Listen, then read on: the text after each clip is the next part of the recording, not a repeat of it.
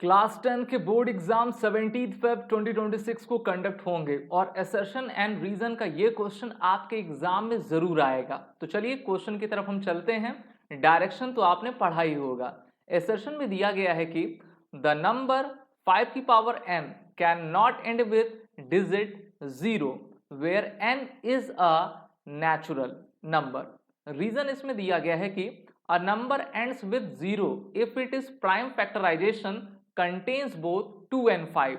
तो with in 30 second इसको हम कैसे करेंगे, तो चलिए जानते हैं। अब देखिए n एक नेचुरल नंबर है, यानी कि ये 1 है, 2 है, 3 है और कुछ भी हो सकता है। अगर हम 5 की पावर n में n की वैल्यू 1 रखेंगे तो ये 5 आएगा, 5 की पावर 2 रखेंगे तो ये आपका 25 आ जाएगा, 5 की पावर 3 रखेंगे तो ये आपका 125 आ जाएगा। तो ये किसी की भी वैल्यू लास्ट वाली आपकी 0 से तो एंड हुई नहीं, तो इसलिए हम कह सकते हैं कि the number 5:n can not and with the digit 0। तो आपका असर्शन पूरी तरीके से करेक्ट है।